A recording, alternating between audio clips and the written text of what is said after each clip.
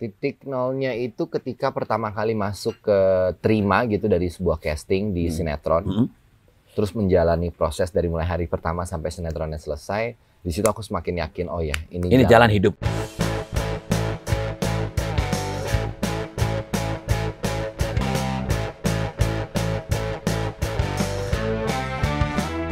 Like, comment, subscribe, dan share.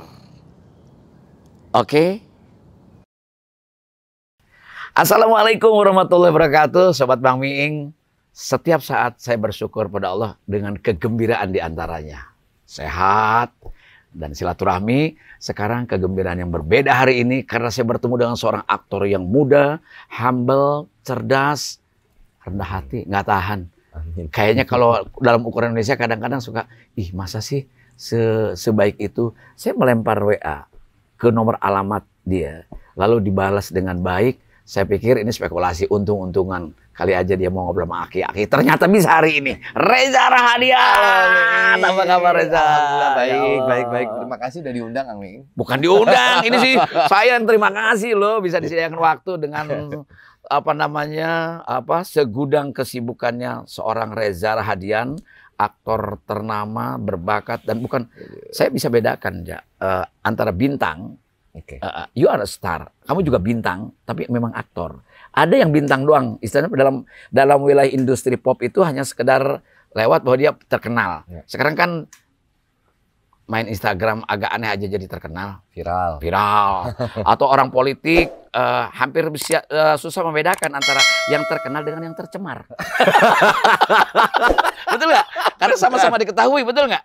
Benar. Padahal omongan-omongan itu membuat orang menjijikan gitu. Tiba-tiba dia merasa terkenal aja biasa. Dan dia aman-aman aja. Gitu. Aja. Santai aja. Di era media, di era revolusi digital ini sampai ke tingkat itu loh orang. Dan begitu orang narsisnya di kampung-kampung, di kota-kota, semua orang ingin terkenal. Dengan adanya media YouTube semacam ini, mereka berlomba-lomba menjadi dirinya sendiri melalui media. Reza bintang melalui apa? Melalui prestasi yang melahirkan reputasi, lalu melahirkan image, kan gitu flow-nya, ya kan? Karena performanya baik, maka reputasinya baik. Gitu. Reputasinya baik, maka image-nya baik. Nah, Reza Rahadian bukan sekedar bintang, tapi dia dari aktor. Amin. Loh. Terima kasih, Bang. Saya suka bangga dulu. Ada Soekarno M. Nur, ada Faruk Aferu, ada W.D. Muchtar, ada Sandi Suwardi Hasan. Dia kan keren-keren di zaman dulu. Ada mungkin Roy Martin, generasi ke sini. Sekarang kita nih, Indonesia, punya Reza Rahadian. Yang saya kira bukan cuman perempuan menggawan. Saya, kalau perempuan saya minta dikawinin. Biar jelek juga nggak apa-apa deh. Istri ke-11 deh, Jak. Sehat aja. Alhamdulillah, Kang. Sehat. Saya suka diprotes sama penonton saya. Hostnya kebanyakan ngomong. Tapi kalau nggak kayak gini ekspresi saya nggak keluar gitu. Bener. Tapi kami sehat. Alhamdulillah sehat. Sehatnya sehat aki-aki lah. Ya orang yang sudah bercucu ya pasti hanya memanage kesehatan saja sebagai rasa syukur. Alhamdulillah sehat. Reza nggak terganggu ya dengan COVID ini kegiatan-kegiatan? Kalau kegiatan terganggu sih kami, maksudnya produktivitas ya. Skala produktivitasnya dibandingkan mungkin 2019 punya perbedaan yang cukup signifikan karena hampir produksi film kan turun drastis. Turun drastis. Jadi ya terpengaruh juga sih. Tapi alhamdulillah masih ada kerjaan-kerjaan kayak TV series atau di OTT. Untuk digital platform masih ada. Reza juga dulu ngawalinnya karir film itu lewat sinetron juga ya? Sinetron dulu. Malah. Tapi saya pengen tahu, sebelumnya itu apa sih? Apakah dulu pernah jadi model? Enggak, jadi nggak pernah jadi professional model, tapi ikut pemilihan model remaja. Aneka Yes tahun 2004. Aneka Yes sama Mbak Vivit waktu itu, Mbak Vivit Anggraini. Itu tahun 2004, ikut itu, terus terpilih jadi juara favorit. Dari situ kebuka jalannya untuk ketemu sama manajer artis, manajemen, dapat informasi casting. Jadi ya bergulirnya dari situ. Oh berarti hampir sama ya perjalanan karirnya. Saya sebelum jadi pelawak tuh model dulu. Oh di apa Kang? Model pengawetan kayu jati. Untuk ngelawan rayap. Aduh gawat nih, bakal ngakak terus kayaknya Saya biasanya kan kalau orang secara psikologis kalau ada orang top kayak Reza gitu biasanya ada orang suka berusaha untuk mengimbangi kan. Karena Reza model, saya imbangi jadi model juga. Oh, jadi itu jalannya kebuka? Ya, jalan dari situ. Tapi di usia 15-16 tahun, mengawali dengan teater. Panggung dulu. Panggung teater. Dari situ mulai tumbuh rasa, kok menyenangkan sekali ya berada di sebuah panggung dan memainkan sebuah karakter tuh kayaknya saya suka gitu. Saya belum sempat nanya. Kenapa? Kalau lihat dari film-film, hampir rata-rata saya nonton filmnya Reza gitu, itu saya bilang, ini anak bukan sekedar bintang biasa loh, tapi dia kayaknya perjalanannya ada keaktoran. Saya pernah curiga pernah belajar teater gitu loh. Ternyata benar ya? Benar kami pernah. Justru dari situ tumbuh kecintaannya sama seni peran sama acting itu di situ ya. Terus memang ini ada sejak anak-anak punya obsesi mah, aku harus jadi aktor. Enggak, kalau dari kecil cita-cita karena mama kerja di perusahaan penerbangan. Jadi cita-citanya dulu karena sering diajak. Mama pilot? Bukan, mama jadi dia di office-nya dan sering diajak ke air show zaman dulu gitu. Cita-citanya very clear gitu. Oke, saya mau jadi pilot. Gitu. Dan sampai aku lulus SMP itu pertama kali bercita-cita untuk masuk SMA-nya maunya ngambil penerbangan SMK penerbangan. Karena ya kondisinya secara finansial waktu itu mama merasa biaya terlalu mahal. Jadi masuk SMA biasa. Gitu. Kenapa nggak lanjut ke Curug, misalnya ke LPPU? Iya, tadinya mau gitu, cuman ternyata cukup tinggi waktu itu biayanya. Gitu ya. Akhirnya jadi perenang dulu. Sempat jadi perenang profesional, atlet renang. Tapi nggak sampai nasional, daerah. Provinsi mewakili Kalimantan Timur waktu itu. Stop di situ, mau lanjut ke Platnas di Jakarta, ikut tes, gagal. Ya udah. Jadi minimal kalau jadi pelatih renang bisa dong ya?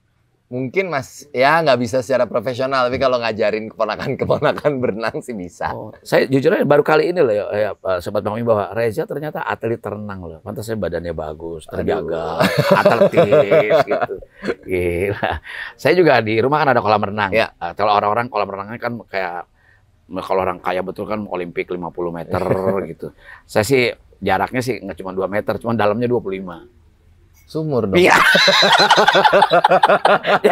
Jadi berenangnya ke dalam. Tetap olahraga juga dong ya. Tetap diving kan, Kang? Diving. Cuman pakai bandulan timba. Biar gampang ditarik. Nggak apa-apa kan aja sambil bercanda gitu ya. Enggak lah kami, ampun. Sekarang kalau kita terlalu meteng-teng kayak politisi-politisi di televisi, emangnya nggak capek dengerin mereka berbohong, mereka apa, betul nggak? Sebagai mantan politisi tahu bukan, ya kan? Ya betul. Nggak, kita sebagai seniman itu kan harus pertama untuk menyenangkan orang lain kita harus senangkan diri kita dulu. Betul, setuju. Kita harus senang dulu. Jadi Reza ini sebetulnya cita-citanya emang dari dulu sebetulnya tidak cita-cita aktor. Tidak. Pilot yang pertama. Kemudian mau jadi perenang profesional karena gagal lagi, terus tiba-tiba masuk ke teater suka, berawal dari suka, ya udah teruskan. Nah, terus apa yang membuat Reza itu menjajaki untuk menjadi seorang aktor itu dari teater itu? Ya, dari teater dan menemukan bahwa ternyata aku tuh kan selalu punya imaji yang kemana-mana gitu, suka berimajinasi gitu. Dan ternyata menjadi aktor itu adalah wadah yang tepat untuk menyalurkan imaji-imaji itu lewat karakter-karakter yang diperankan gitu. Jadi ya senang aja sih. Ya kalau saya pernah baca sih bahwa orang belajar teater itu bukan belajar acting sebetulnya, tapi belajar kehidupan. Setuju, Kang. Betul, ya? Betul. Belajar kehidupan. Semua di situ terasa. Jadi membangun rasa. Nah, inilah kalau menurut saya banyak orang yang berperilaku baik itu mereka punya kedudukan maupun punya materi, itu karena rasanya tidak pernah dibangun sehingga tidak punya keseimbangan. Ya. Seolah hanya nggak balance itu ya. Terus Reza bagaimana setelah mengawal itu lalu pintu terbuka, inilah jalan hidup. Titik nolnya itu dari mana? Titik nolnya itu ketika pertama kali masuk ke terima gitu dari sebuah casting di sinetron. Terus menjalani proses dari mulai hari pertama sampai sinetronnya selesai. Di situ aku semakin yakin, ini jalan hidupku. Ini jalan hidupku. Gitu. Sinetron pertama apa tuh? Culuna Pacarku, sutradaranya Ismail Sofyansani. Oh, orang hebat juga. Orang hebat juga, orang teater juga. Betul. Dan di situ kan dapat tempat ya. Dapat tempat dan beliau adalah orang pertama yang bilang bahwa saya kasih kamu pilihan, kamu mau menjadi bintang. Apa judulnya? Culunnya Pacarku sinetron. Culuna. Mau jadi bintang atau mau jadi aktor? Itu kan saya bilang tadi. Wah, emang apa bedanya? Saya tanya karena saya belum tahu gitu. Kalau kamu mau menjadi aktor, kamu belajar secara serius tentang dunia seni peran. Kamu gali yang matang di situ. Dan nggak ada berhentinya belajar. Oke, saya mau jadi aktor. Jadi aktor. Karena menurut saya aktor itu sudah pasti jadi bintang. Kalau jadi bintang saja belum tentu aktor, kan? Jelas. Jadi kapanpun Reza akan dikenang oleh orang-orang itu ya termasuk kita yang tua-tua, ini aktor. Saya bilang ini aktor, bukan sekedar bintang. Bintang tuh banyak. Ketika dia selesai filmnya orang lupa. Nah, tapi kalau aktor dia akan ingat. Deddy Mizwar bukan sekedar bintang, ya aktor. Ya aktor. Luar biasa. Luar biasa. Nah, karena mengawali karir itu Reza dari sinetron lalu ke film, sudah mulai jarang main sinetron deh. Iya, Kang, sekarang. Nah, kenapa?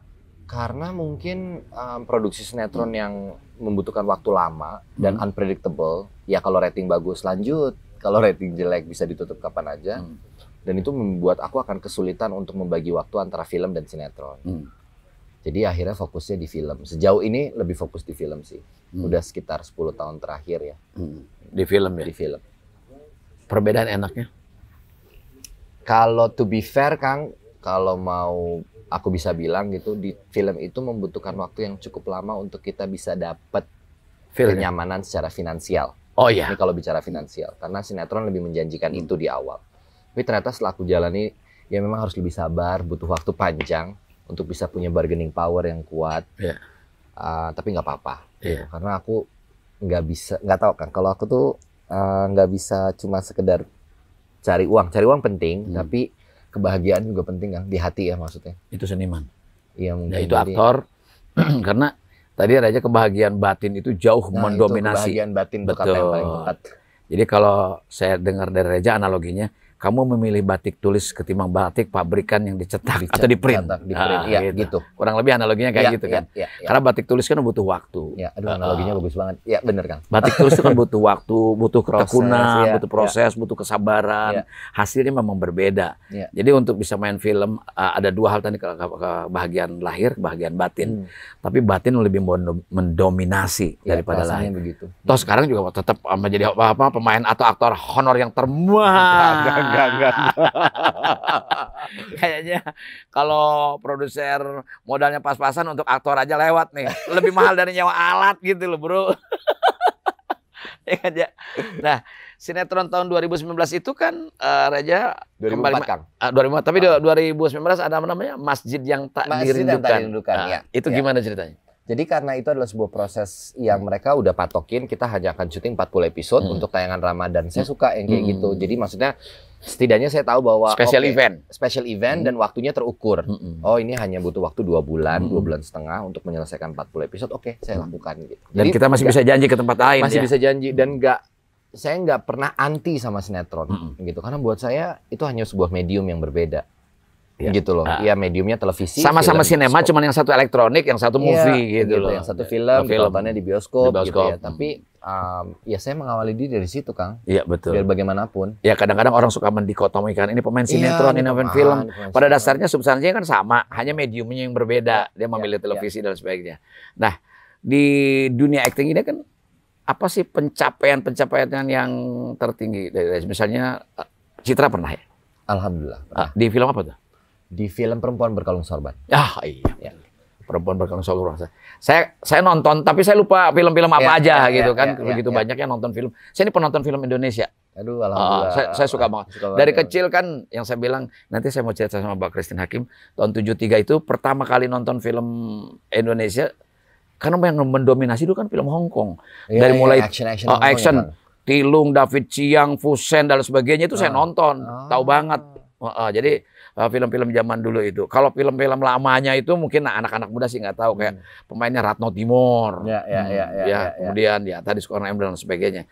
Nah, Farouk Afero juga aku suka. Iya, itu acting berkarakter betul. Mainnya betul-betul ya Ali Shahab seperti Ali Shahab apa namanya?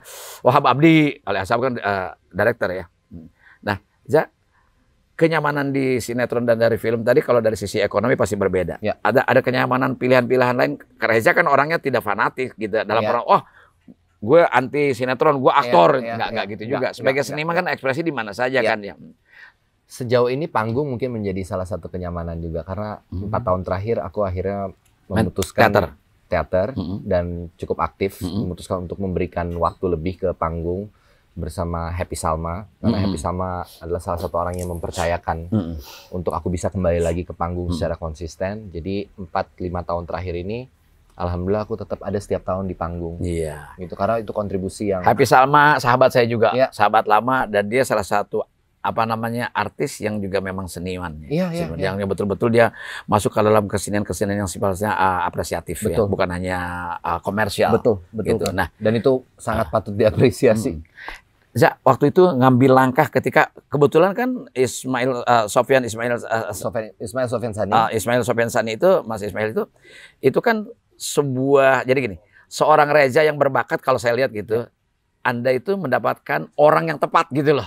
Pada saat itu, starnya mulainya. Betul. Mulainya itu betul. Lalu di situ ketika memilih menjadi aktor itu langkah-langkah apa yang mesti Reza persiapkan? Pertama waktu itu mungkin bener kata Bang Ming tadi ya. Kalau seandainya aku baru kebayang nih sekarang gara-gara Bang Ming tadi. Kalau aku nggak ketemu Bang Mail, mungkin perjalanannya akan berbeda. Tapi karena Bang Mail tuh orang yang melihat bakat dan menantang untuk aku betul-betul memilih mau jadi apa. Akhirnya dari situ tuh belajar tingkat kepercayaan diri untuk belajar tentang acting karena ada yang memberitahu bahwa kamu berbakat itu jadi lebih tinggi. Jadi setelah itu persiapannya adalah yaitu Kang, banyak baca, literasi tentang peran, banyak menonton film-film juga. Jadi hidupku tuh hampir sebagian besar tuh pada masa itu habis untuk terus menggali tentang apa sih sebenarnya acting itu dari sudut pandang yang segitu banyak, itu apa-apa aja. Jadi ini aja ngasih makan otak dan hati untuk terus berproses. Sobat Bang Miing, terdengar dari pernyataannya Reza Rahadian bahwa aktor atau bintang tidak sekedar dia ganteng secara fisik. Kalau itu kan given ya. Anugerah dari Allah ya, nggak bisa ditawar ya. Betul. Saya walaupun jelek saya merasa ganteng aja gitu. Itu penting buat saya. Penting dong Kang. Penting. Itu artinya kan mensyukuri. Iya dong. Biar saya jelek rusak kayak begini, saya merasa ganteng. Jadi akhirnya nyaman hidupnya kan. Betul. Daripada minder. Habis beauty standar zaman sekarang tuh udah terlalu terkotakkan. Iya kan, kalau misalnya saya difoto berdua nih sama Reza, lalu dipublish di media yang umum gitu. Pasti kalau ada perempuan ngeliat, saya pasti di cropping sama mereka gitu, di delete. Ya ini aja yang diambil gitu. Dan itu happy-happy aja, biasa aja. Nah, ya di dalam pencapaian karakter tadi kepotong saya. Yang ingin saya sampaikan, apa yang disampaikan Reza tadi. Jadi aktor itu atau bintang seperti itu bukan hanya ganteng, tapi dia butuh wawasan. Itu ya. Butuh kematangan di dalam pemenuhan kebutuhan literasi. Baca, tulis, bergaul. Jadi orang kita kan secara konservatif melihat orang pasti detailnya apa sih, sekolahnya apa sih. Itu kan udah ketinggalan banget. Sekarang bukan soal dia sekolahnya apa, tapi lalu bacaannya tuh apa, gitu loh, iya kan? Jadi lebih pada experience, knowledge kan. Gak mungkin lah seorang Reza mampu memainkan Habibie dengan kalau tanpa pendalaman riset yang baik. Itu gimana ceritanya? Nah waktu casting, Mas Anu menyatakan oke nih, kepilih nih jadi yang mudanya gitu. Tapi ternyata materi casting itu diperlihatkan kembali ke produser ya Pak Manus Punjabi.